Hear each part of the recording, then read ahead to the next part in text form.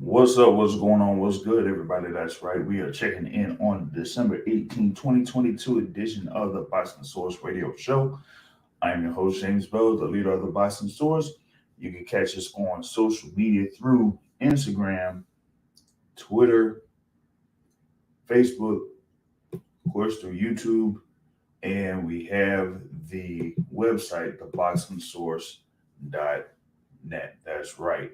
So we have a number of things here that we're going to be talking about here in this particular episode, including what happened over at the Cosmopolitan in Las Vegas, Nevada, and also we'll talk about a couple of other topics that have been floating around the news waves in boxing, including something that came up over the course of the weekend. So we will, be jumping on that here in a bit. Uh, and my thing is, there was a lot of action that took place in Las Vegas.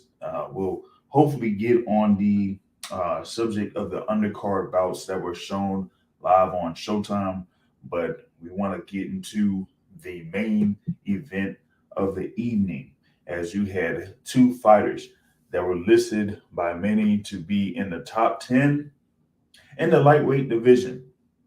When you had Michel Rivera coming in with a record of 24-0, facing Frank Martin coming in with a record of 16-0. And both of these guys, like I said, top 10 guys in the lightweight division. Of course, there's been a lot of activity going on within the lightweight division. Of course, you have the undisputed champion who defeated George Kambosos twice this year.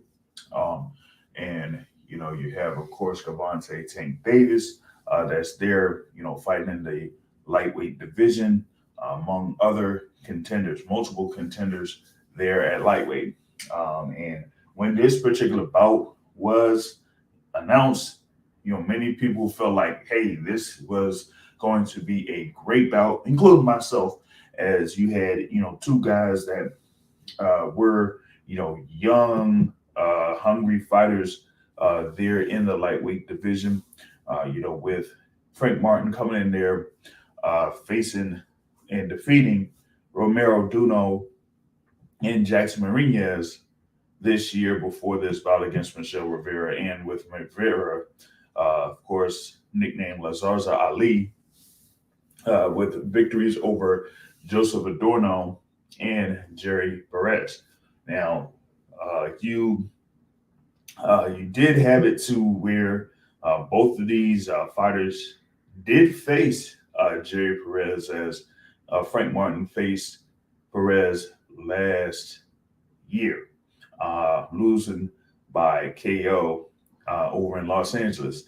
So they did have a common opponent in Jerry Perez, with Perez losing to Frank Martin by KO and losing to Michel Rivera by unanimous decision a couple of months ago.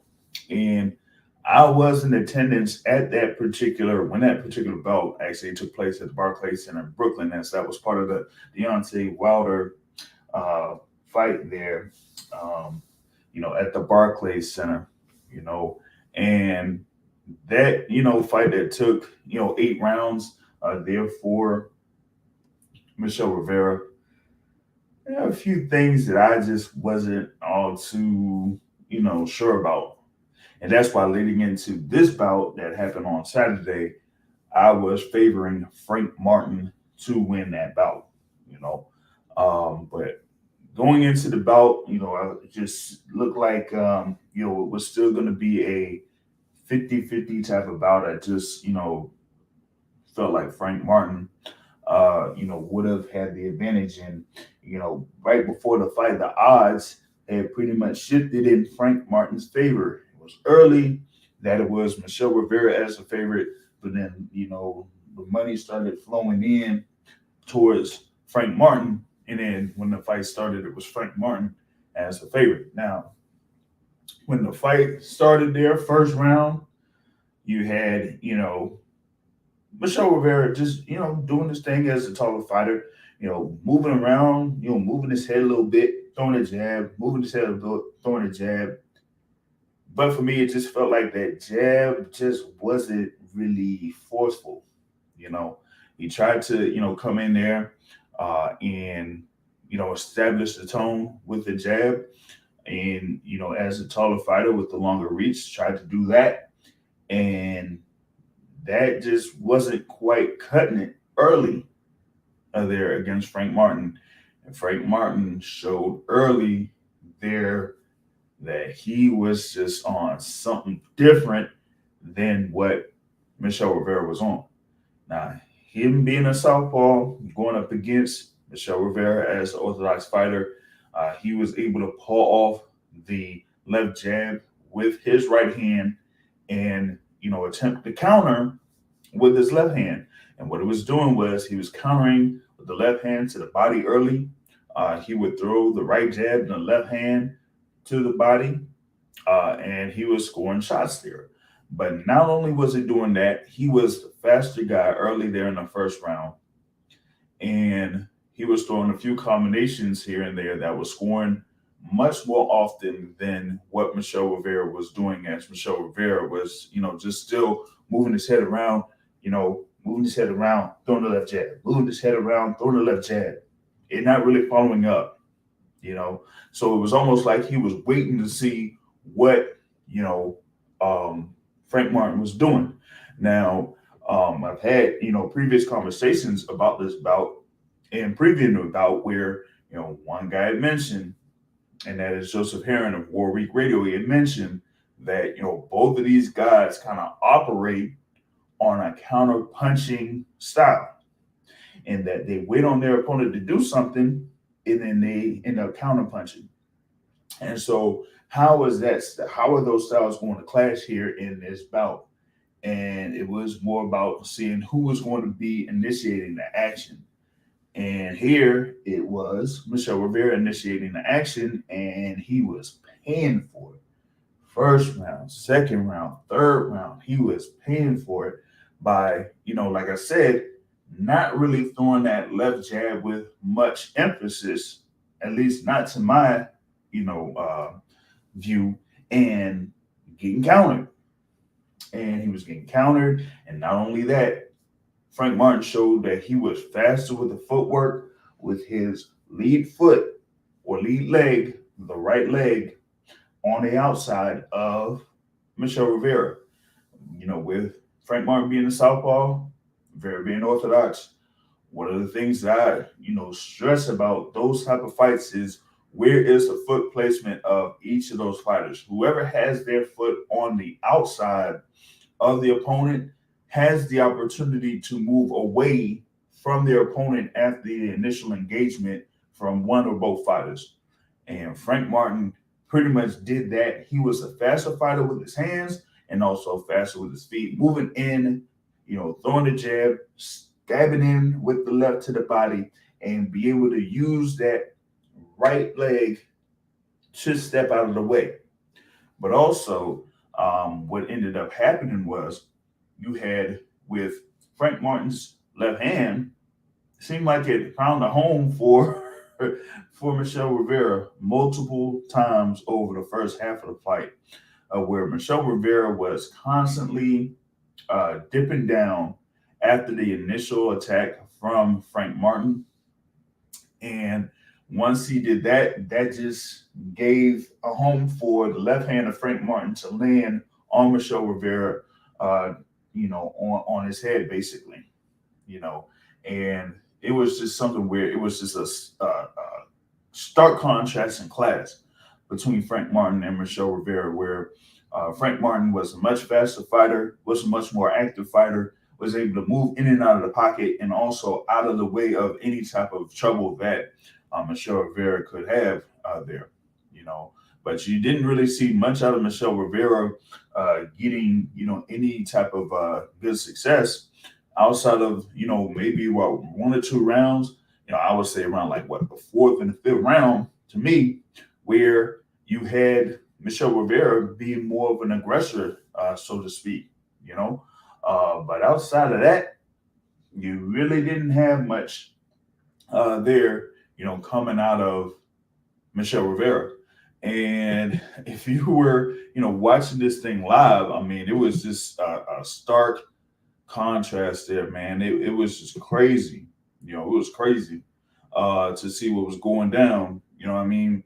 As you had Frank Martin just being able to turn Michel Rivera on multiple occasions in this bout. So, after about 5 or 6 rounds, you've seen that Frank Martin, with his, foot on the outside, was able to turn Michel Rivera on multiple occasions. He could, throw a 1-2, right, left, turn off to his right, and still be able to throw off one more shot before Michel Rivera would be able to turn around and be able to get in a position to throw anything back. And so with Rivera, it was more of him being, it looked like he was flat footed for the majority of that fight. And, like I said, if it wasn't for, the inactivity of sorts there from Frank Martin in the fourth round, that almost was like a clean sweep on my book there through that first half of the fight. But after that six round or whatnot, man, it was just like Amnamaris was saying. Rivera had no answer to the speed of Frank Martin, and that we seen with Frank that he was able to even score a knockdown in the seventh round. After a counter where he was able to counter with his left in close quarters with the left hook before falling with the right that kind of like grazed Michel Rivera before Michel Rivera went down to the canvas. And, from that point on, man, it just almost looked like, what? Rivera's going to have to do something real serious in order for him to try to get back into this fight. But it just didn't look like that at all for the majority of that second half of the fight. And it almost seemed like it was, what? Maybe he could try to get through this fight without being completely embarrassed. You know what I'm saying? And in a way, it almost seemed like that, but you kind of like seeing that Frank Martin was still doing his thing over the course of that second half of the fight, And I was just like, man, I did not expect Frank Martin to really show out here in this bout against Michel Rivera. Even though I was favoring Frank Martin in this bout, I just did not see him having this type of a performance there against Michel Rivera. And it did go through those full 12 rounds there. And you had Frank Martin getting a unanimous decision win with one score of 118-109, one score of 117-110, and one score of 120-107. That is a clean sweep in that one card, And yeah, that was basically it. And shout out to Tip Bayless on the live chat here through YouTube that said, yeah, that first round said it all. Yep, that's right. As you've seen the difference between the foot speed and the hand speed of Frank Martin in comparison to Michel Rivera. And I just seen there in this particular bout that Michel Rivera, even though he was able to get through 24 fights up to this point, he has a lot to work on if he wants to, stay in contention to fight for a lightweight title down the line. And it's going to, be something to see how that's going to, shape up. But, for me, even with that whole lightweight title situation, 2023 looks like all of those titles will be held up for a good little bit before anything happens. You just got to see what the situation is for each of those sanctioning bodies, how they kind of like handle their mandatory challenger situations there at that point. But yeah, that was the thing. And size was also something there, as it was crazy that yeah, Frank was a stronger fighter, right? But I've seen out out in the the YouTube world or whatnot that after the fight, Michel Rivera was kind of like commenting on his weight. So I felt like that's interesting there. But before I continue on the analysis there of this bout, I want to bring in a guest that has been part of this show for years and years and years. Um, he has great insight on fights that that he's able to watch. But hopefully you watch this one, and that is the boxing academic in the building. What's going I guess I'll accept you talking mess to me because I missed a few shows, so I ain't gonna. I'm not gonna test any smack talking toward me. I'll on? accept it. Hey, at least I'll get it out of the way just in case, a certain person comes on here and tries to talk some more smack. So we got that. Oh, it's all good. Um, yeah, what you said about the fight? Oh man, that it was a stark difference in class. It was levels. As they say, there's levels to this, and Frank Martin was just on a whole different level than Michel Rivera. And about that, like I was saying, involved two fighters that are ranked in the top 10 in the lightweight division by many people. I know Ring Magazine has them in the top 10.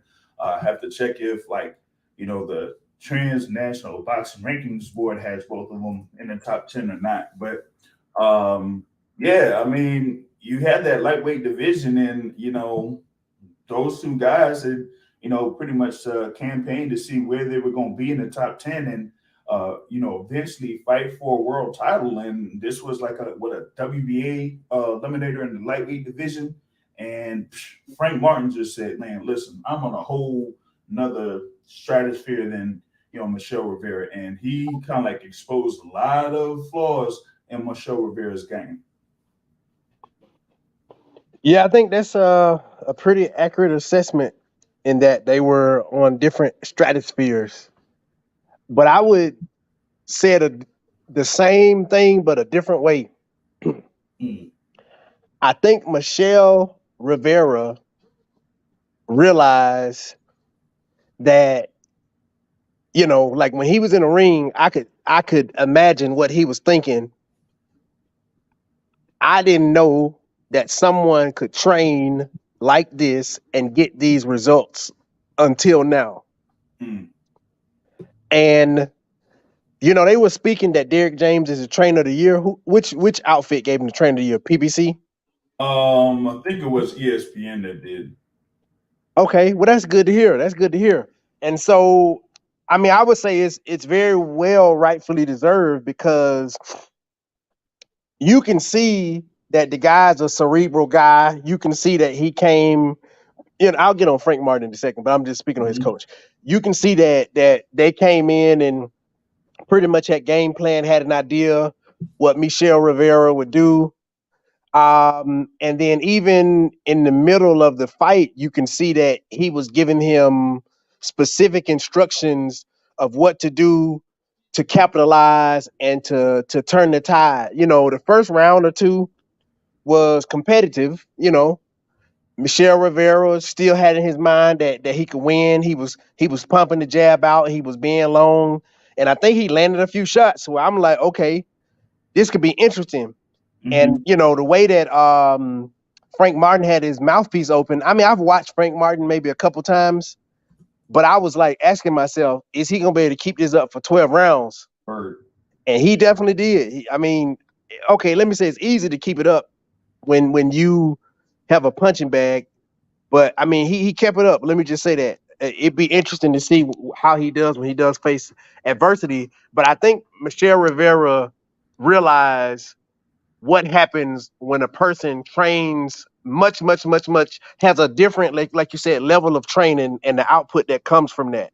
And Word. I think that's exactly what a lot of people get from Errol Spence as well. Like you see the output of Errol Spence and you can see what he does and what he has done, but the output is his level of training, and that's why he's able to guys where the fight is competitive with other people, he's able to get them guys out of there because it's a different level of training. Yeah. And you could say that with Sean Porter, when back in his prime, but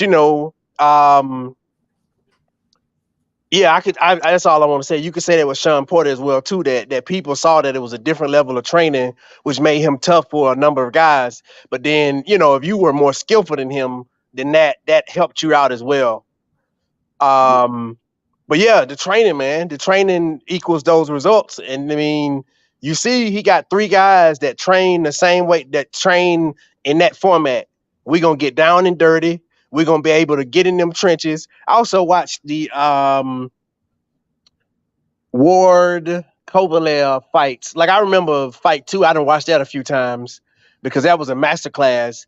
But even that to me put me in the mind of this sort of not necessarily the fighting style, but being able to get in somebody's chest as well as being able to box, like that fighting style that Andre Ward has, where he can get in your chest and make you uncomfortable, and Word. then throw body shots and do stuff like that.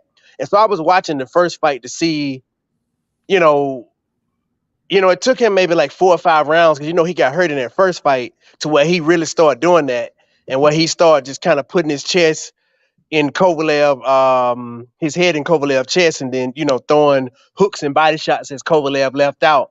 Uh-huh. But it's a different level of training, and it equals these results. And some guys don't see it until they get in the ring and they realize, like, dang, I got more work to do. But as you Yep. said, Michel Rivera is limited. Certain things he can't do with nothing but just one hand. Um, I would hope, how some people see Floyd and then they try to do the shoulder roll and then they don't Yeah. really truly know the shoulder roll, Yeah. and then they can't really block with it because they only know it from what they think they know of it. It's like the Bane. You adapted to the darkness. I was born in the darkness. This is your interpretation of what the darkness is. I grew up in the darkness and was formed and molded by it. That's my one of my best like superhero lines where the Bane was a badass, by the way. But yeah, it's like, yeah, it's yeah, I'm gonna be quiet and let you speak. Yeah, I mean, you kind of like analyzed it with the thing as far as like the difference between what Frank Martin was able to do and with what Michel Rivera was able to do, and that Michel Rivera does have a lot to work on in order for him to try to be able to compete with the top lightweights. But I'll be able to continue on that there in a minute. While I add in another long time panelist here on the Boxing Source Radio show that has an avatar. That guy, that was some wild stuff, yo. Brother Terrell from Tampa is checking in, man. What's up? Hey, the internet remains undefeated, as we all know. Undefeated. Yo. Uh, So, yeah, what you thought about Frank Martin's performance there against Michel Rivera? Are you able to jump in on that? yeah, can you hear me? Yeah. All right, cool. Yeah, I mean, one word for the Martin Rivera fight: unbelievable. I mean, we knew it's going to be a highly competitive fight. We knew that coming with the levels that both these guys have achieved. But Frank Martin, I mean, I've heard about him. I think this is my first full fight with me seeing him fight. But this dude fought a highly composed fight, like a true professional. I mean, this dude, honestly, he's amazing. He's amazing, and I'm not giving him too much. I don't think even at this point. The main thing for me was composure. Never out of position, always under control, moving at his own pace, never out of position, things like that. Mm-hmm. Knowing what shots to throw, when to throw shots, things like that. Inside, outside, body, head movement, body, head shots, things like that. He put it all on display last night, and I ain't talking. I haven't mentioned the speed yet. I haven't touched. Right. I mean, and that counter left hook is ridiculous. That counter left hook, it did so much damage to Rivera on so many occasions. But the main thing for me was the composure that Frank Martin displayed throughout the course of the fight. And not only that, this dude was strong from round 1 to round 12. Strong. Yep. Strong and sturdy. And you can see by those better rounds, he was definitely beating Rivera up. And at that point, Rivera was starting to slow down. Those eyes were swelling up, things like that. Mm-hmm. But throughout the fight, Martin was strong. And now we can talk about the speed. And so you're talking about a speed left-handed fighter. It's going to get to the point where nobody's going to want to fight him. That's what it's going to get to, with that type of speed, and that's also been a southpaw on top of that. But I mean, even though this is probably his best opponent at this point, this dude is ready for anybody at 135, anybody in the top 10, top title holders, stuff like that. And you think about that when you project him against some of the more notable names at 135, he would blow Lomachenko out of the water. He would definitely give Devin Haney a run for his money. And the reason why that, I think he definitely has more power than Devin Haney. And they both may be equal on speed, but Frank knows how to break a fighter down. And the way to do that is by going to the body, things like that, right? A fight against Tank would be highly, highly interesting. We know Tank has to equalize with the power. We know that. But if you can't hit what you can't if you can't get to it. If it's too fast, you can't hit it. So that'd be very, very interesting. But let's see, anybody else at 135? I'll be very tempted to favor Frank Martin over almost anybody. So, but of course, we always say, we need to see him battle adversity, things like that. But the thing about that, this type of fighter with that type of speed, those type of skills, that type of composure, who's gonna get this guy adversity? Who? I don't know. Not at 135. I have a prototype of a guy. I can't name you a guy, but I have a prototype. So I ain't saying Frank Martin ain't without faults. The dude is great. He's good. This is probably one of the guys that I would, as we are doing, crown him before he has proved himself in a sense. Like, you can see the same mold. You can see that he's in the same mold of these other guys in his gym, and he has the athletic pedigree from his family. Like, he's an athlete. Now, in them first couple rounds, when he was going through that minefield to get past Rivera's long arms, he was getting hit with some of them shots. And, I think if you had a guy built in the same frame as Rivera, who was longer, that made him, because he kept extending, he kept having to extend and, like, press the action and get past that mid ground to, like, get to Rivera. But Rivera kind of, I ain't gonna say he quit, but he stopped believing at some point. Hell, who wouldn't stop believing, right? If you had that guy in front of you. But if you had a guy that backed up and kind of led him into shots, it may be different. He probably still win, but I'm just saying it would be interesting to see him getting led into shots. Like, you back up, let him try to, gain ground on you, and then you just walk him into shots. But a taller fighter walking him into shots. Mm-hmm.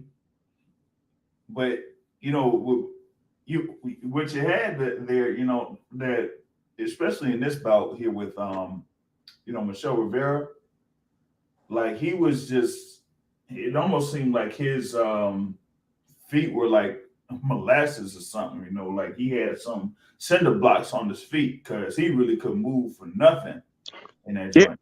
Derek James made a comment. You see he keep being off balance. That's because he keep falling over his feet.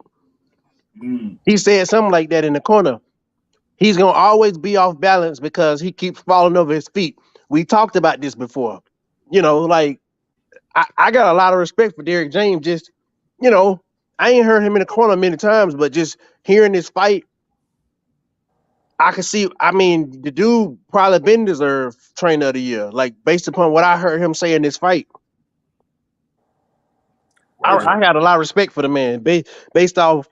I ain't like listened to him a bunch. Like, I know he good, right? But I ain't really like paid attention like that.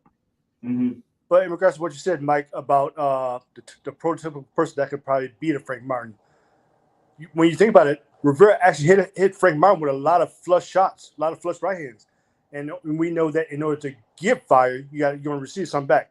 But the thing about it with Martin, those times that he did get hit with straight right hands, what did he do? He walked right through it, So that says a lot about his beard and everything, his chin, So like that.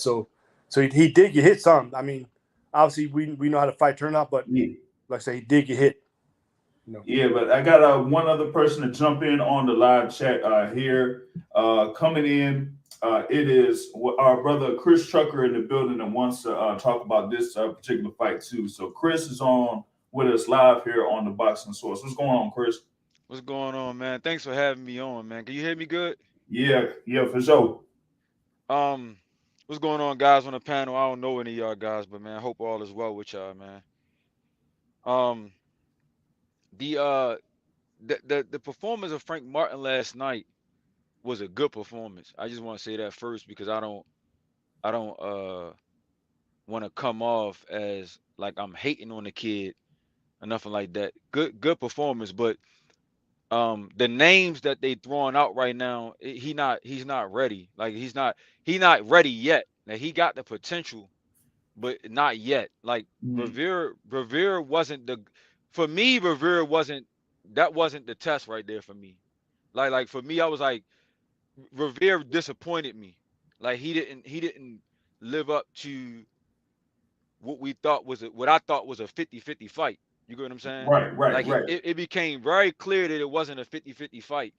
Once I started watching the fight, I was like, okay, so Rivera, this is not a 50-50 fight. Like he's not on Frank Martin's level. Like he's not. Like he's not on his level. Like Rivera is at best, in my opinion, he's gonna be a journeyman. Like he's gonna be somebody that when you coming up, you get him on your record. Oh, okay, you beat Rivera.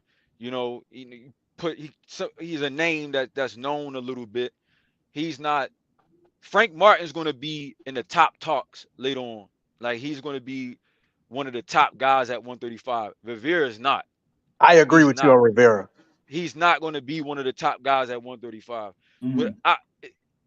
I was impressed by Frank, but I wasn't very impressed. I wasn't like, oh man, this dude is special. He wasn't like, for example, like when you look at Boots, for example, right? Boots hasn't fought top competition, but no matter who you put Boots in front of, he he he deals with him in a way where it's like Boots is top competition just because if you're a person that kind of got a good eye and you boxed Yeah. before he got the goods because of the way he handles the competition.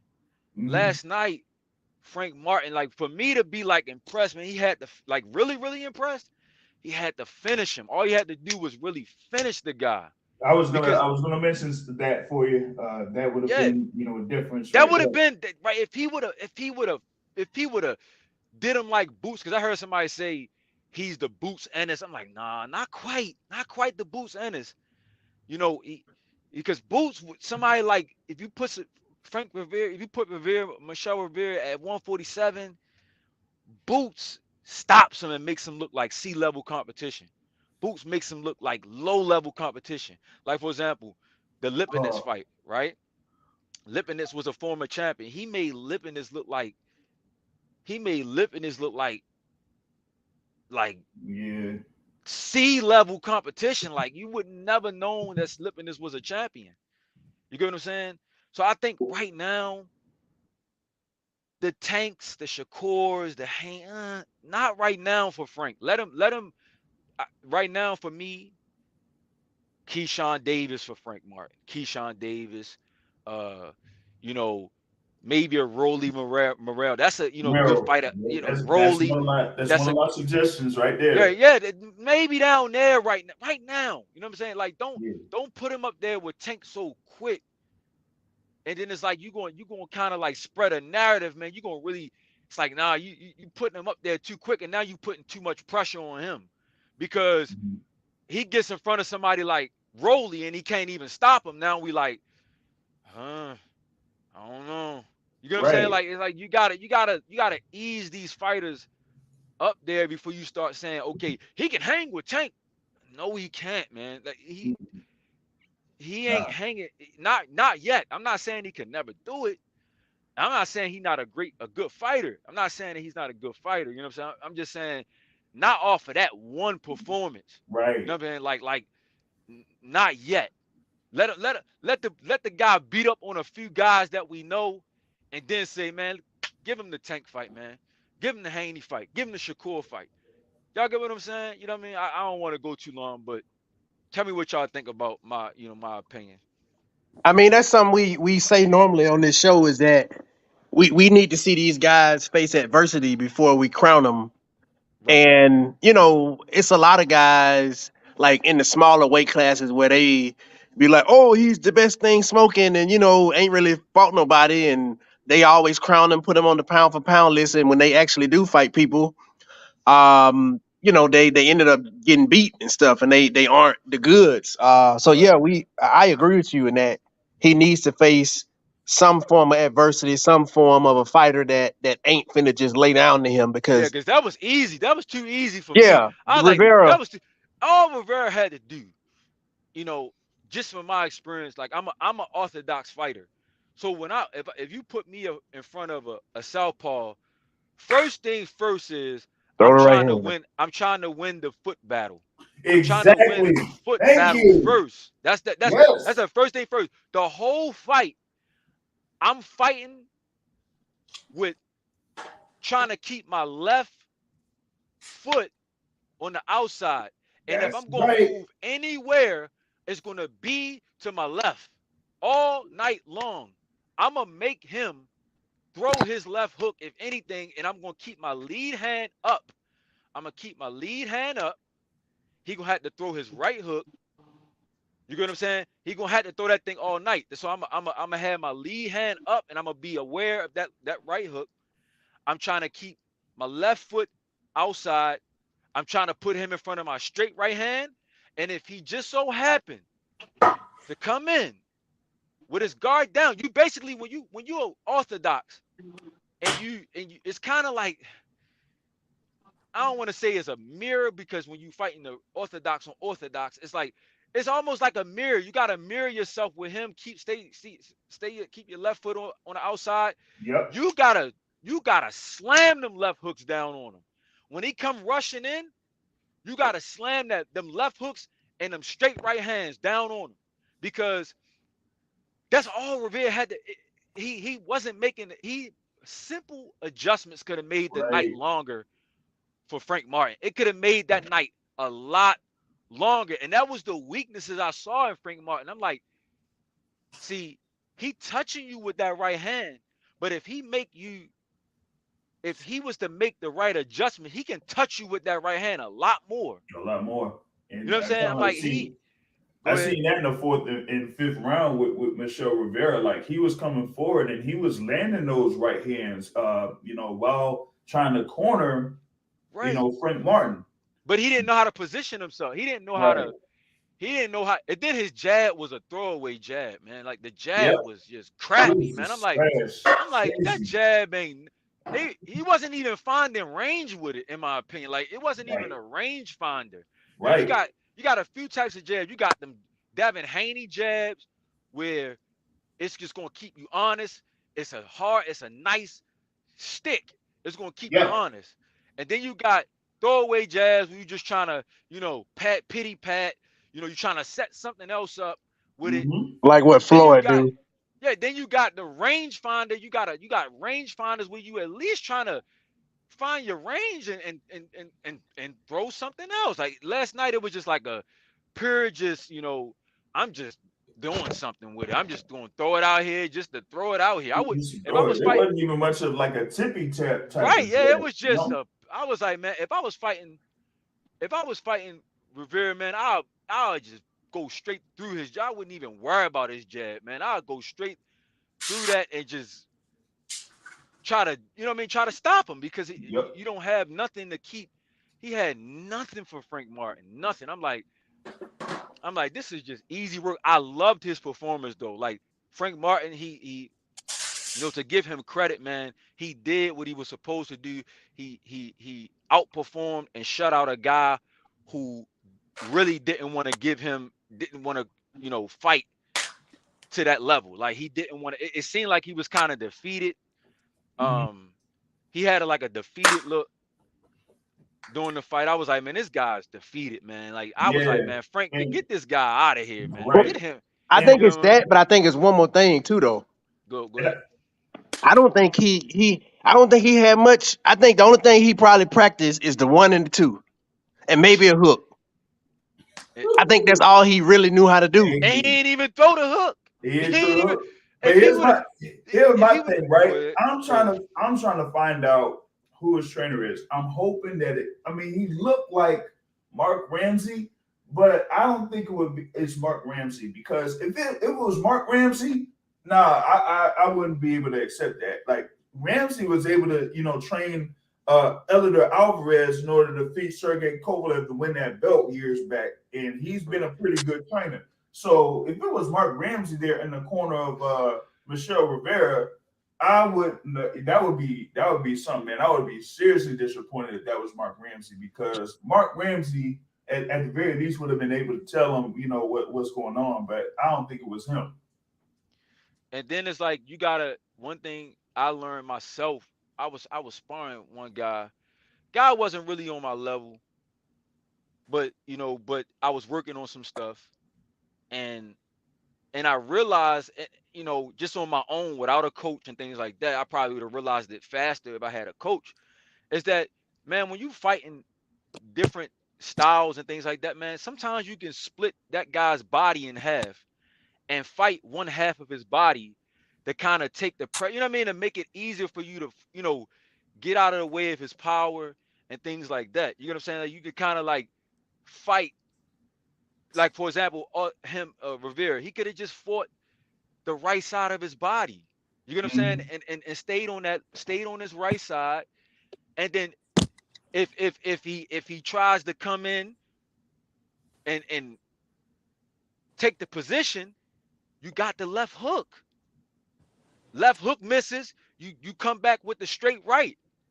Put him back in position because if you throw the left hook, a lot of times the punches, sometimes when you punch, it's just to get a guy where you want him to go, make him go where you want him to go.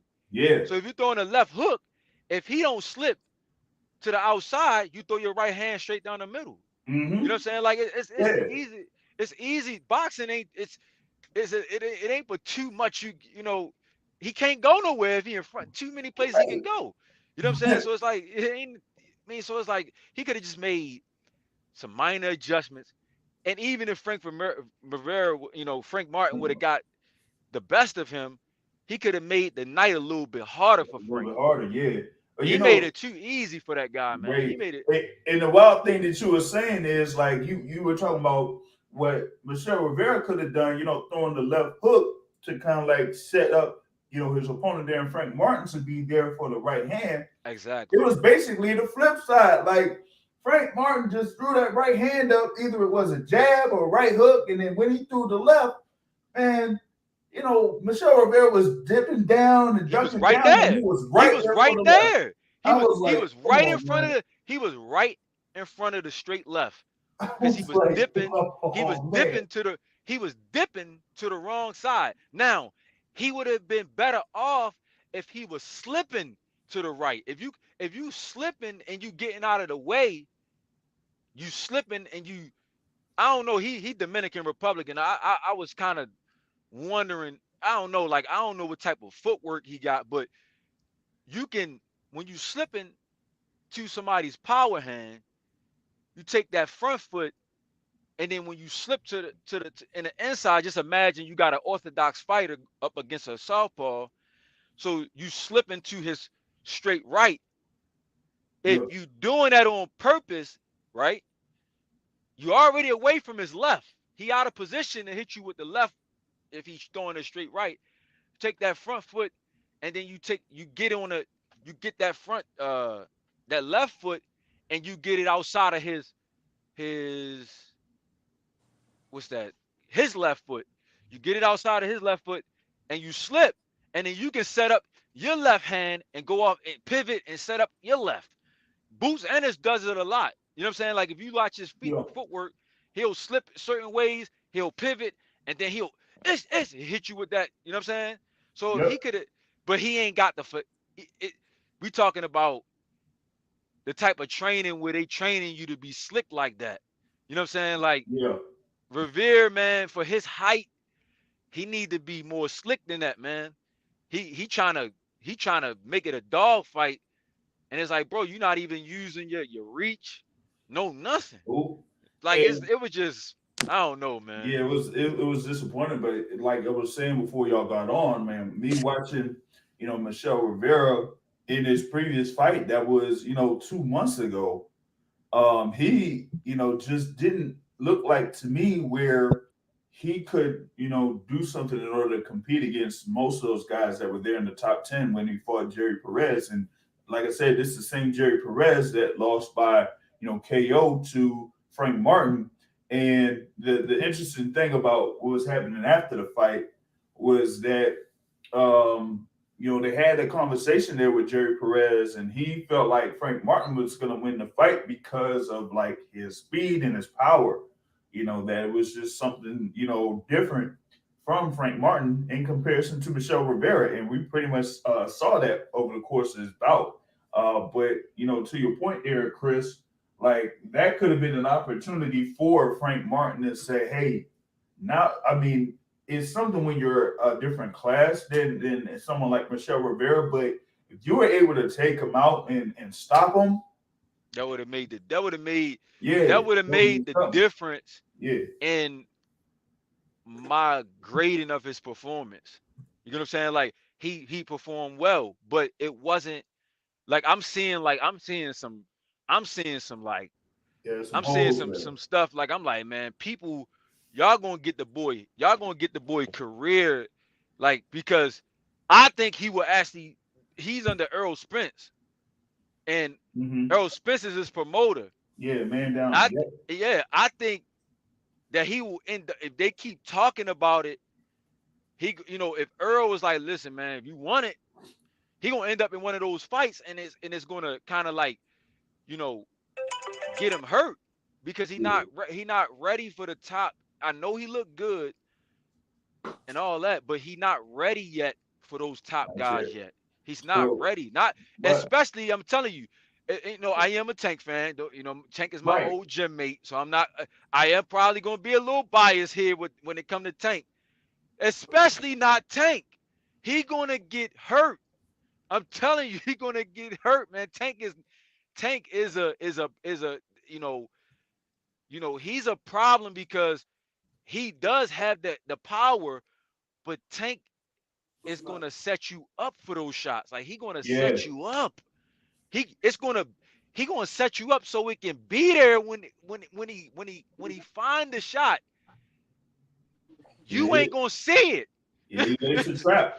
That's what I'm saying. Like he gonna set you up for the shot. So it's like it's not gonna. It ain't like they gonna get you gonna get into a fire match, and then look. Ask Leo Santa Cruz what happens when you try to bang and try to stand there and rush in. Ask Rolly what happened when you try to rush in just because you strong. And I just think Rolly, I think Keyshawn Davis. I would love to see that fight. Him and Keyshawn Davis. Uh, I think he'll take Rolly. I think he'll beat Rolly, but Rolly will give him a good fight. You know, Well, I think I though. got two guys in mind, and you named one of them in Rowley. But before I go with the other one, Boxing Academic, you had something? Yeah, so I definitely think Tank would win that fight, and he's not ready for Tank. But one thing that does bode in his favor is that I don't know how many punches he threw, but it seemed like he throws a good number of punches in the round to at least let's say the Adrian Broner effect. Most high level people gonna beat Adrian Broner Mm, because just simple number of punches they throw and the lack of punches he throw. Him and Tank, Broner and Tank are different fighters, different classes, right? But if you have a fighter that throws a number of punches, let's say like Pitbull Cruz, that's the reason why that fight people thought it was probably more competitive than any other fight because he threw so many punches as compared to like you said, Tank checking for the shots and getting in the right shots. Right. Yeah. I agree. I agree. He definitely get busy. Frank Martin. That's what I'm saying. Like I'm not hating on the kid. You know what I'm saying? Like I really not, man. I really like him. I But like he ain't Frank ready. Martin. He That's ain't what I'm ready. saying. Like That's I like him. Like I think he's definitely, you know, he definitely uh he's definitely what I say. He's top competition, but he not at the top of the top competition. Let me put it like that. He's not at the top of the top. You get what I'm saying? Like he not up there. Like even right now, Haney, I think Haney will box his head off right now. I just think because I think Haney would make the adjustments that Rivera wouldn't have made. You know what I'm saying? I think he would have. I think Haney would make I think the experience that Haney has, he would have made those adjustments. I think Haney a little bit more mature than him. You know what I'm saying in his career. Like, but it it ain't gonna be too long before Frank need to get in the ring with them guys. That's what I'm saying. Like, Right. it ain't gonna be But too long. Now, it ain't gonna be too many more fights now. We gonna keep on saying, you know, he need another one. He need another. Nah, it's gonna get to a point where it's like, nah, put yeah, him they in don't have there. a choice. We gotta see him against Tank. We gotta see him against. He gonna be because T.O. was one of the, they called the four kings. He moved up to 140. So Mm-hmm. somebody else got to take the slot. You know what I mean? Word. Uh, right But now, Frank Martin is probably going to be next in line. You know what I'm saying? To be in them talks. You get what I'm saying? yeah, So, in that conversation. Now, yeah, after the fight, he was talking about, potentially fighting Rolly Romero. Romero was there in attendance at the Cosmopolitan for that fight. I would love But that fight. also, one other guy that y'all mentioned was Isak Cruz, and Yeah, yeah. I'm Crew, like, listen. yo, Whew, that'll that be that fight. that could be a real good style matchup there for that, That'll and be. depending Whew, on what happens with Frank Martin's promoter, that could be a co-featured listen, bout listen. to Errol Spence. would So, Listen, Cruz take that fight though? Like, huh? cause Cruz is, I would consider Cruz based upon his performance one of the top. He, one of the top fighters. His stature is like one of the. Would he actually take that fight? Now, the thing about it is with Isak Cruz, yeah, I don't know if he'll be able to take that fight, but given his current situation, they're in the lightweight division. He's gonna have to, you know, he's gonna have to do something because Isak Cruz was mentioned as a potential opponent for Shakur Stevenson. There was probably some other guys out there that he could potentially face. I thought that one other guy that he could face at this point, since this guy has been inactive since May, is Rolly Romero. So we got to see where both of those guys are at this point here in the lightweight division. I think that there's a lot of fights that could be made within the top 10 of the lightweight division, and I think with Isak Cruz and Frank Martin, that would be something, or Great, have great something fight. with Rolly there that's kind of like been inactive for a while, and he's been talking a whole lot of smack. But the thing is, he hasn't been in the ring, since that fight I with think Ted Davis. does he have a fight coming? Doesn't Rolly have a fight coming up? Well, he might, but he hasn't really announced it yet because he had the interview some time back where he was saying that he had something lined up, but we Oh, hadn't okay. really seen anything as far as like who his potential opponent could be. So I'm Right. like waiting on what could happen with that. I don't know. Maybe I could talk with somebody that was there with him and Bullet a couple of weeks ago in I think it was outside of San Antonio for a fight card that happened a couple of weeks ago. Um, who was it? Joseph Heron of Warwick Radio Network was doing commentary for that Frank Gore fight card that was out there, and Okay. Rolly Romero and Coach Bullet was there also as commentators. So maybe he got something as far as like what could potentially happen with Rolly Romero. But yeah, that lightweight division is very it's going to be very active in 2023. I feel like, Yeah, I and think. we Listen, got a it's our good number of Cruz. good potential matchups coming down the Yeah, pipe here in 2023. to answer the boxing academics question, I think he would, man. I don't. It's like I don't see why not. Why he wouldn't take the fight if he if he challenged himself with Tank.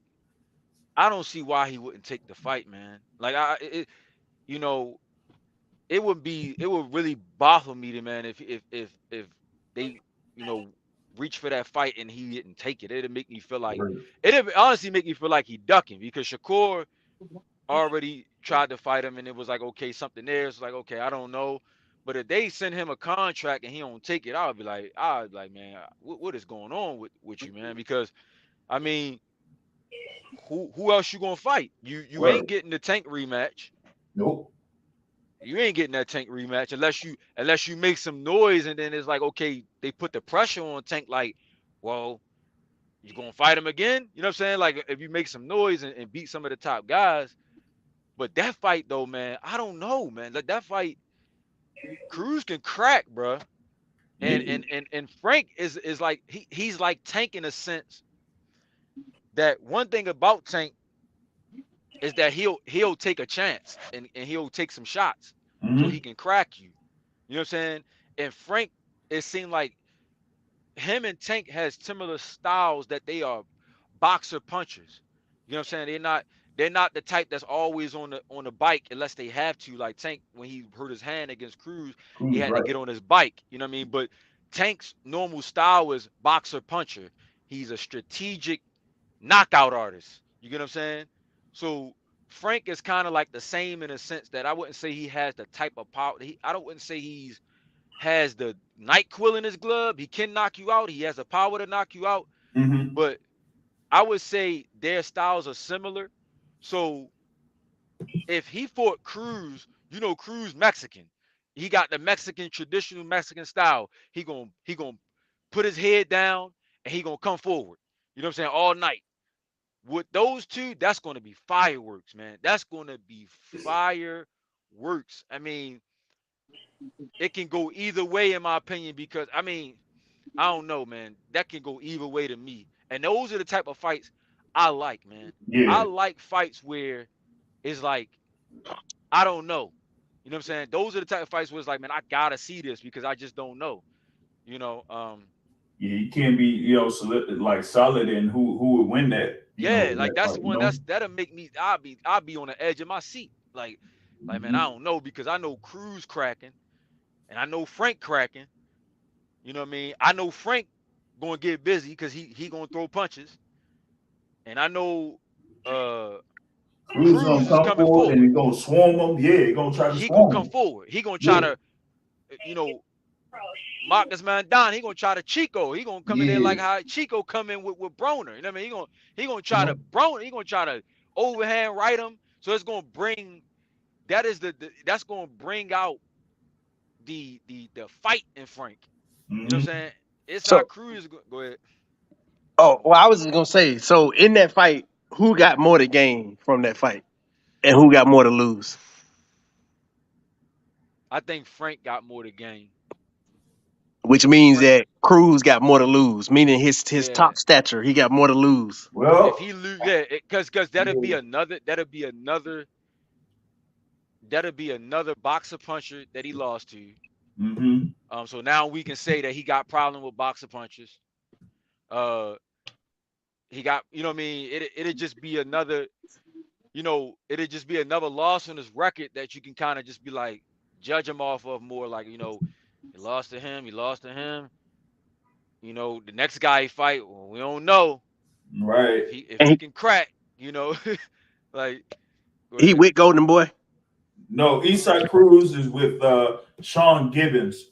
There, Sean Gibbons manages Eastside Cruz's career and stuff like that. So, um, I mean, I hope to see the yeah, fight too, but I whatever. just, So, yeah, based upon what we have been experiencing in boxing via supposed number one fighters who aren't fighting other fighters who are very talented. I mm-hmm. just don't know. Where it in. Did have something there on the ticker. Petty Killmonger was talking about Frank Martin said he sparred Tank before. I wonder, how well he did in that joint. I don't know, where that was at or when it happened, but I don't know. Maybe that topic will come up later on down the line. But yeah, Frank Martin, yeah, I'm seeing him, kind of like matched up with somebody else. I don't think it's going to be someone like Isak Cruz, given Isak Cruz's status there in the lightweight division. I think that he's going to, kind of like try to, wait it out in a sense as to, what could happen with the belts in the lightweight division. I know that, people are talking about, hey, Devin Haney is going to be facing, Vasyl Lomachenko. But at some point we're going to get it to where, hey, he's going to have to start fighting some mandatories here soon. So if they do it I with think Lomachenko, that'll like eliminate a lot of stuff there with them. But I will say this: if he has that fight with Vasyl Lomachenko and wins, and then you have the fight that's supposed to go on either in April or May, which I'll talk about later, then you might have a situation where either we have a super fight at 135 or Isak Cruz is going to be, sitting around holding his thumbs or twiddling his thumbs, waiting to see what happens later on in 2023. Because I'm seeing something where you could have another super fight there in the lightweight division at by the end of 2023. But that's something I'll kind of like talk about there a little bit later. But you also had there at the fight, like we were mentioning, the promoter Frank Martin, Mr. Errol Spence Jr. And Errol Spence has been, he was there at Las Vegas, answering a lot of questions from, reporters that were there on site and everything. But on Showtime, he was talking with Brian Custer. And one of the topics that, of course, was coming up was the whole thing with him and Terrence Crawford, and that, Brian Custer mentioned that Terrence Crawford was on, his podcast there, The Last Stand with Brian Custer, and that Terrence Crawford was talking about, he did everything he could to, make the fight happen. And Custer asked Errol Spence, "What's your thoughts about that?" And Spence was like, "Man, yeah, he ain't do that like that, man. Like, what is he talking about?" Pretty much to that sense. And of course, like over the course of the past few weeks or so, we kind of like discussed it that Crawford hadn't necessarily been, forthcoming, or at least be, as he says, transparent in what he was doing while negotiating for that fight with Errol Spence Jr. And it's that, a number of people that were dealing with the fight, trying to make the fight happen, were blindsided by Crawford's move to go towards BOK Prime to fight David Evangian. And that, Errol Spence was kind of like blindsided on that as well. So even though, I feel like Errol Spence said that he wants to spin the block as far as like trying to make that fight again, I'm, not all that confident in that, because if you're dealing with somebody that's not necessarily forthcoming, or at least it shows that he wasn't as forthcoming when it came to those negotiations, why would you want to deal with someone like that again? But also it kind of like goes into something like what Steven Espinoza was saying in the past before I talked with him a couple of weeks ago, is that he said that Errol Spence had his deal done. He was all good and signed. It was just trying to lock down Terrence Crawford, and Terrence Crawford wasn't necessarily cooperating over the course of that time. So I know that Steven Espinoza wants to revisit it, but as of right now, I'm just not really confident that that fight will take place, or next year, given what Errol Spence has said as far as like when his next fight will be. So I don't know, man. Does anyone have thoughts about what Errol Spence said in reference to that topic before I go into when he said he's going to get back in the ring? I mean, I ain't got too much confidence either, man. Yeah. Like I'm almost over it now, man. It's like sometimes these fights, man, get to a point where it's like, man, it's like I just get. It's like I've been feeling like even before Bud, the shenanigans between him and Bud happened, like, with the contract and Bud, saying that he agreed and then going with a BLK Prime and all that type of stuff. Even with before that happened, I was already tired. Like, man, I'm just tired of Mhm. waiting. Like, I'm tired of these guys. Like, why don't y'all just fight, man? Like, I mean, y'all, I don't know, man. Like, then it's like us as fans, man. All we can do is speculate because we don't really know, like, we wasn't there. So it's like people can just come and tell us anything, and we go off of that, and then we debate off of the information that we have, and then you get Bud coming out saying one thing, and then Earl saying one thing. It's his word against it's Earl's word against Bud's, and it's like, okay, the only thing that's gonna really matter to me is if y'all fight. If y'all ain't gonna fight, then hey, I mean, it's like, all right, you Is know. it's almost like, yeah, you just want to move on. Yeah, you can. It's like There's I can't be too invested in as a fan. I yeah, can't be I too feel invested in the back and forth of y'all Twitter beefs and y'all YouTube beefs. yeah, I feel you as a fan, but me, being a reporter, being the one that's attended Yeah. multiple fights, especially over this year, and given me being in attendance for that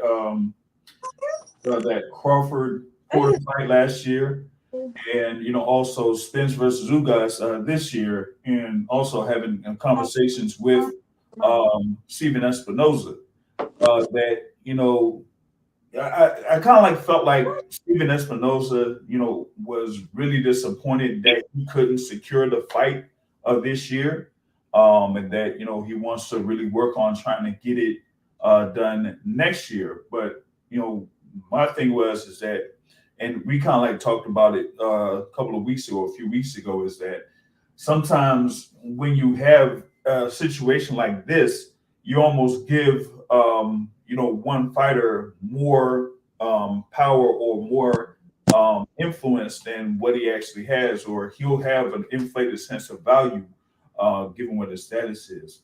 But yeah, and the thing is, like, what's on this live chat with Petty Killmonger, like, Crawford said, like, he's already a Hall of Famer, and talk about his ESPY award winners, fighter of the years, and that type of thing. And yeah, I mean, I've seen Crawford at the International Boxing Hall of Fame, in June of this year, and he got like a lot of love, a lot of support with the fighters that were there. Those that are already in the Hall of Fame, those that were being inducted in that year, and talking with the folks that are involved in the International Boxing Hall of Fame. It's almost like he's saying, "Yo, my legacy is set. I really don't have to do anything else." So he's kind of like going at it like, "Hey, why would I want to give Errol Spence this opportunity to kind of like, quote unquote, steal the shine or steal the thunder from me? Like, I'm already accomplished. I've already been undisputed and that type of thing."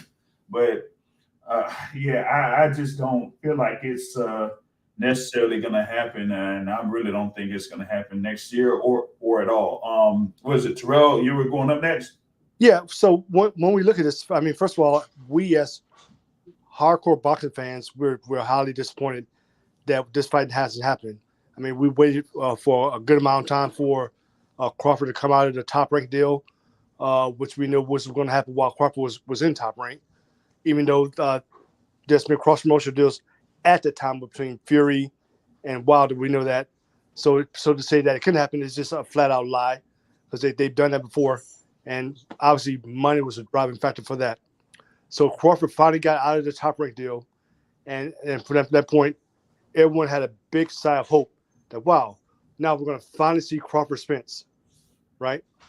We saw Crawford Porter. We got that done. I mean, like I said, got out of the top rank deal. That's what we were headed directly towards that, right? And now we got to the starting point in negotiations, things like that. People were happy about that. It looks like neither side was being difficult at the time of at the start of negotiations. and everyone was optimistic, and rightfully so. And then we get to this the back and forth, the disinformation, things like that, more back and forth, things like that, the reluctancy of Crawford's camp, and the seemingly incompetence of Crawford's camp in order to negotiate a fight of this stature, things like that. Even with Crawford not knowing his real value in the pay-per-view marketplace and trying to over-exaggerate that, went back and forth with that. Mm-hmm. To the point where we're at right now, where it got called off, and then once it got called off, we saw Crawford jump on BLK Prime and fight this B-Ray fighter a couple weeks ago, things like that. So totally different circumstances. But when we look back to Mayweather Pacquiao, Mm-hmm. we waited years for that, and once again, those different circumstances from what we're seeing right here. But once we got that fight was well past its prime sale date. I mean, it still did great, outstanding numbers. We know that. But the thing about it, at that point, Pacquiao and Mayweather, those were exclusively pay-per-view hits individually. And when it came together, they made an even great number. Right. And we fast forward to now, we know that Crawford is a fledgling pay-per-view success. We know that, and Spence has done he's done good numbers, not great numbers, but good numbers. But in the post Mayweather era, should I say, we know that there's no one making numbers like that other than Canelo. I mean, you guys have to be built up. That's why I admire Tank so much for building up a great base, not only in his hometown, but Atlanta, Vegas, of course, California, things like that. Tank is built up. He's the next pay-per-view star. And what kind of saddens me since Tank continues to talk about the fact that he's not going to be around too much longer. So I don't know how many years he's going to give us, or what the strategy is beyond for saying that. But just fast. But once again, we look at Mayweather, Pacquiao, Crawford, Spence. Mm-hmm. It appears it's going to get drug out for a long, long time, and it looks like it's headed to a point where it's going to be past the sell date. And even with Spence, I don't know what's going on with Spence. I mean, a second car incident. And I know it's not his fault. But when you consider a thing called destiny, I mean, I hope this guy stays healthy. Hope nothing happens to him, things like that, or nothing tragic. I say that with my heart, because I was so sad to hear about that car accident where he got head-on collision by a 14-year-old, and that's just crazy. Yeah. So there's nothing that outside toward that derails this fight past the sell date. Yeah, and you were talking about the thing there with the pay-per-views it's like Errol Spence has had a few pay-per-view events that have done they've done pretty well. His last one against Dennis Ugas had like a pretty high price point, so it did like had the same amount of numbers as his previous fight against Danny Garcia, but the pay-per-view revenue was much more than that. So he's been able to do pretty well when it comes to pay-per-view buys.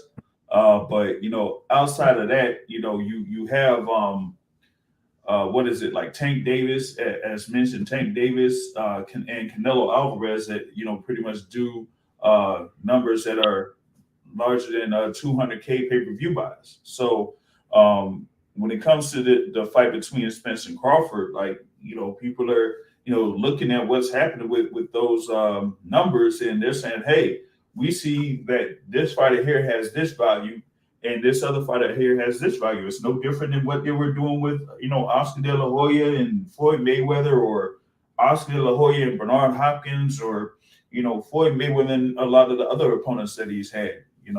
So the thing is, the people that are making this fight have had extensive experience with doing pay-per-view events and seeing what the value is for these guys. And well, they say, hey, I mean, we're doing this with Errol Spence, and we see what you're doing here that you've done in the past, including what happened last weekend. That's not looking all too good. So that's the thing about that, man. And like Chris Strucker was saying, he has doubts that the fight's ever going to happen, and I really had doubts as well, man. And that's going to be something there that a lot of fight fans will be disappointed in for 2023 if it doesn't necessarily happen. But like I said, Steven Espinosa is still hopeful that it could potentially happen, but kind of like goes off of what has happened over the past few weeks. Big thanks for Chris Trucker for joining us for the segment here on the Boxing Source radio show. Just going into the next thing about Errol Spence, he said that hey, he'll be ready in April, May, or June, and I'm thinking that is part of what I'm feeling like that's going to be part of the Showtime. I think he's going to be on Showtime for his next fight. I was hoping that it would be February, but it just didn't look like it. I guess it's just not going to happen in February. And we know that, Tank has his event on January 7th. You got, I know it's regular Showtime, but you got Jamel Charlo versus Tim Tszyu on January 28th. And in March, planned in March, you got, Caleb Plant there versus David Benavidez. So you got to look at, whether it's going to be April for Errol Spence, May or June. And you also got to take into account if it's going to be on Showtime or whatever it is, that, they could try to, have that in either in April.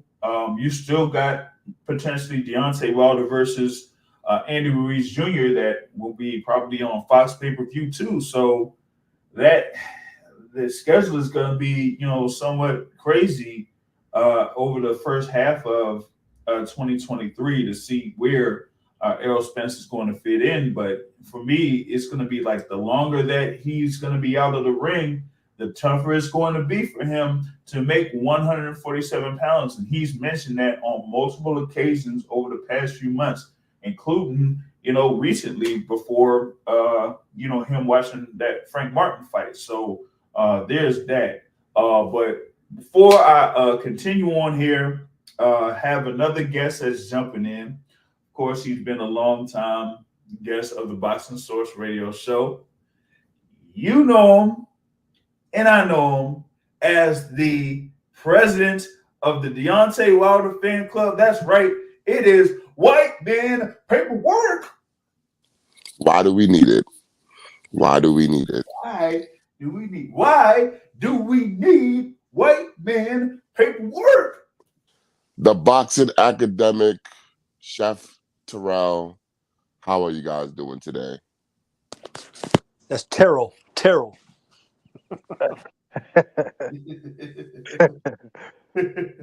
Michael well. Grady on Facebook. How are you doing today? Oh, wow. I'm doing all right. I was going to call you about, but it's fine. I'm doing okay. All right. Frank Martin, Michel, don't call me Muhammad Ali Rivera.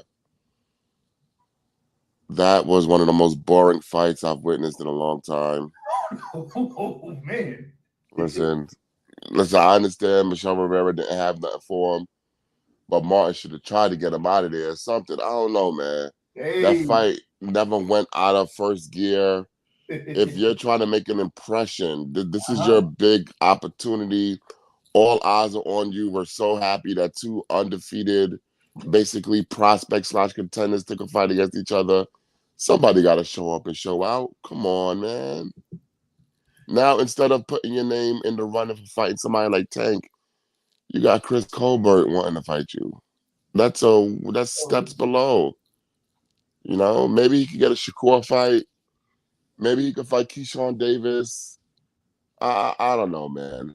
Listen, it was a good performance, great performance by Frank Martin. I just wish the fight was a little bit more exciting.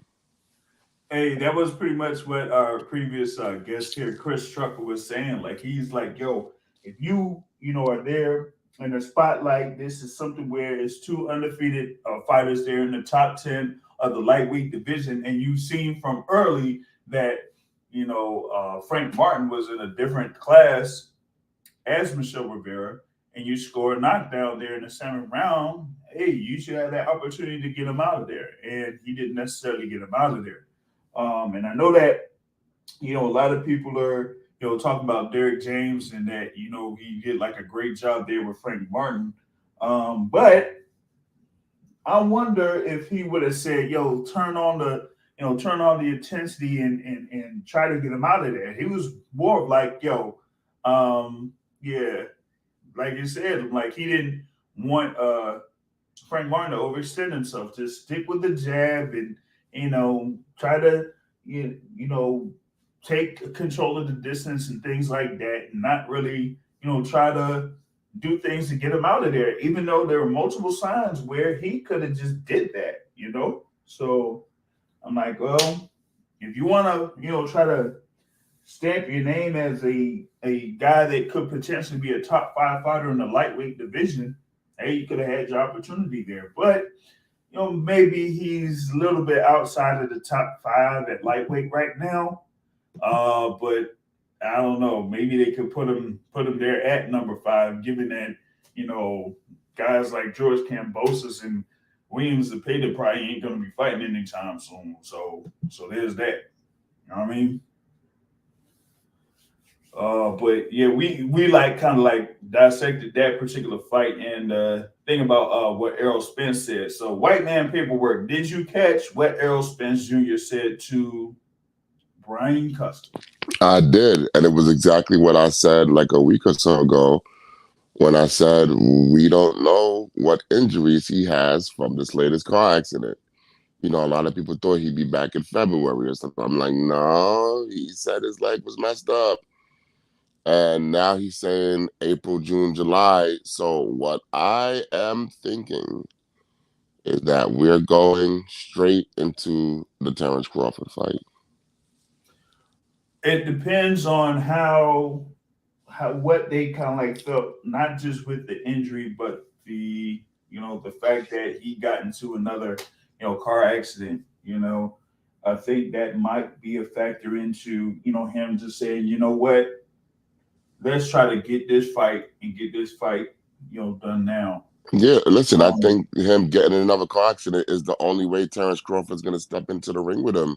Maybe it's going to give Crawford confidence to step into the ring now. So let's hope so.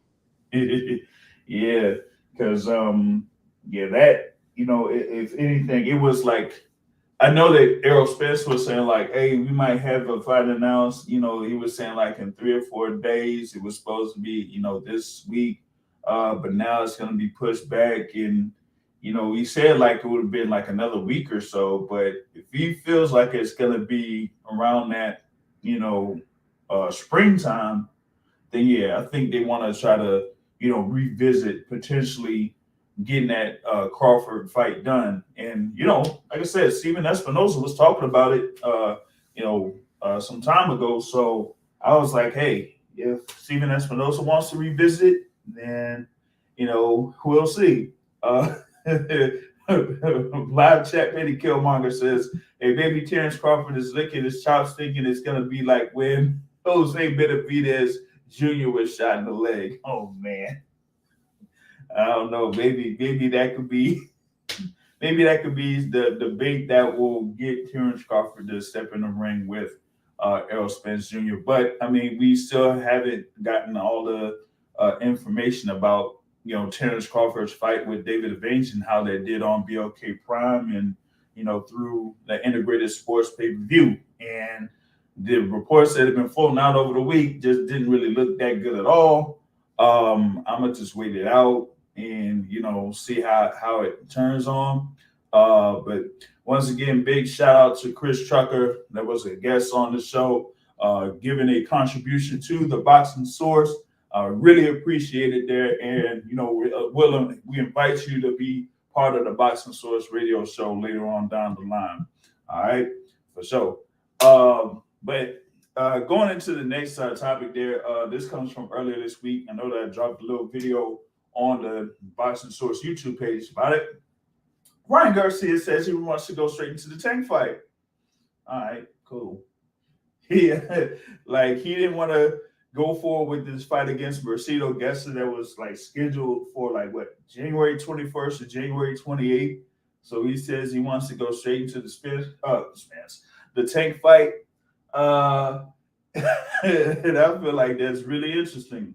There, I would have thought like, hey, maybe you want to get in something where you could, say, hey, we'll have this and see what we got before going into the Tank fight. But there is also some buzz as far as like some people saying, hey, maybe that fight is sealed, that hasn't been signed. I'm like, man, what are y'all talking about? Like, it wouldn't be talking about them not fighting each other if it's not really been signed like that. So Ryan Garcia is saying, hey, I'm ready right now to go for Tank, and I'm gonna be over in Victorville, California, out there in the mountains and all that type of stuff, getting prepared for Tank Davis while Tank Davis has his fight January 7th at the Capital One Arena against Hector Luis Garcia. So now, White Man Paperwork has been following Ryan Garcia over the course of Ryan Garcia's career. What did you think about Garcia's comments there, and also what Oscar De La Hoya might have said as a follow-up? Listen, I think Ryan Garcia knows how to sell a fight. He's letting y'all know that Big Bad Tank needs a tune-up, but he doesn't. Okay? It's just another storyline for the fight. Ryan Garcia is just ready to get in there and take Tank head off, and Tank need a little tune-up to get ready for a little old Ryan Garcia. It's like, hey, he's trying to build it up, and he's gonna, be paying close attention to, Tank's fight. Hey, I wouldn't necessarily be surprised if Ryan Garcia will be in attendance at Capital One Arena for Gervonta Tank Davis's fight there against Hector Luis Garcia. And yeah, there has been a little bit of chatter as far as like Ryan Garcia, and I think Tank kind of like posted a little bit on it in that maybe Ryan was doing a little bit of some things that could have been controversial, and that's why he didn't necessarily go forward with this fight against Mercedes Gesta. But that's a whole another story there on that front. So I'm just looking to see what happens here with Tank Davis here in a few weeks, as he's going to be facing Hector Luis Garcia, and man, it's just a few weeks away. It's a few weeks away, man. I mean, I'm only going to have one or two shows before that particular fight takes place, and it's going to be a definite event that hopefully White Man Paperwork is going to be able to show up at this particular event. We'll probably get an update on that later on down the line. What happens with that, but that will definitely be a great fight card. It's not looking good. Uh-oh. Where the Tank fight at? Over here around my way, man. Oh, DC? Yeah. Oh, okay. Yeah. Think it's gonna be snowing over there? Nah, I don't think so, man. I don't think so. You don't really be doing that much until probably around like a couple weeks after or something like that. And hopefully it don't throw down like that. But it don't matter. People will still be showing up. People will still be there in Joel. So you know how that go. So that's gonna be one great event there January 7th. Yes, it'll be on Showtime pay-per-view. And of course, Boots Ennis will be facing Karen Chukazian in the co-feature bout. And we have, of course, the return of Mr. Demetrius Andrade that will be on that fight card as well, man.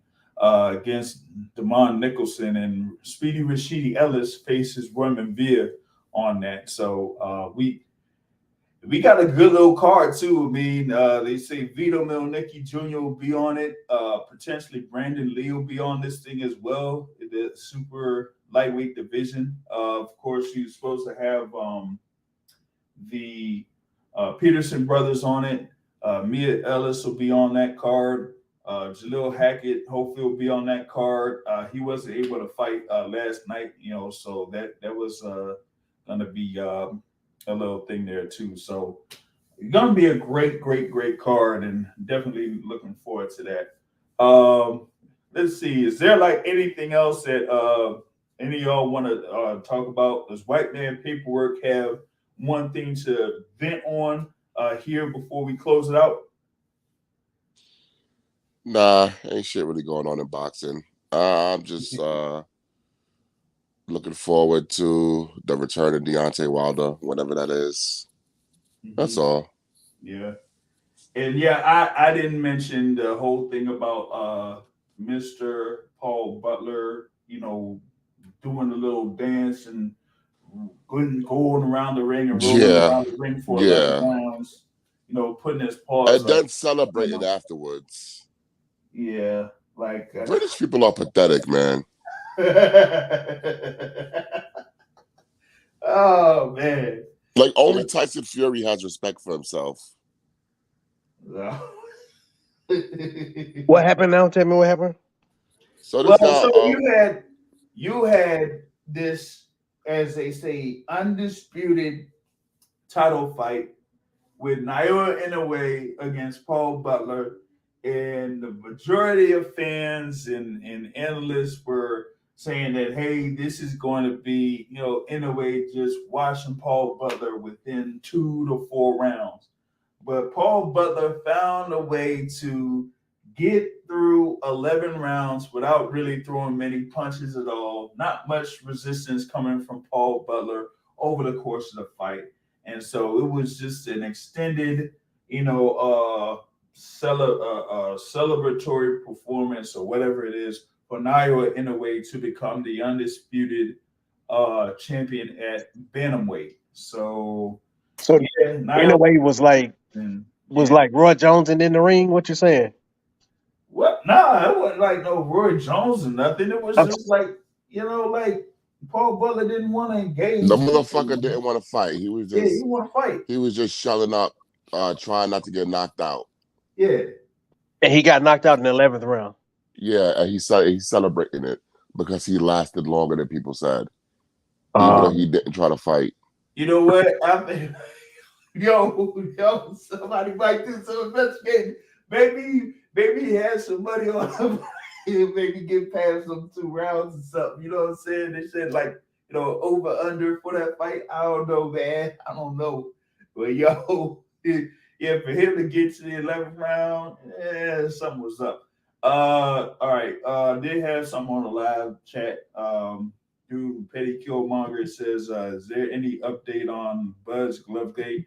I haven't really seen much there coming from the complaints of Team Avenging towards the Nebraska State Athletic Commission. So, that hasn't necessarily, had any type of progress or anything like that. There's also some other buzz about, some other things going on with that fight card itself, but that's, some other topic that might get revisited later on down the line. But maybe y'all could find talk about that elsewhere, but we're not really going to get into that here. But with that being said, that kind of like brings a conclusion to this particular episode of the Boxing Source Radio Show. I thank all of the guests for joining in on this live conversation, and those there that were on the live chat. Of course, it's going to be available through Google Podcasts, iHeartRadio, Amazon Music, all in podcast apps. It'll be available on there for y'all to listen to on demand at any time. And like I say at the end of every show, folks, the point of boxing is to hit, and like you hit, not to stand and trade. On that note, folks, I'm out. Have a good evening, everybody. No bomb squad. Wow.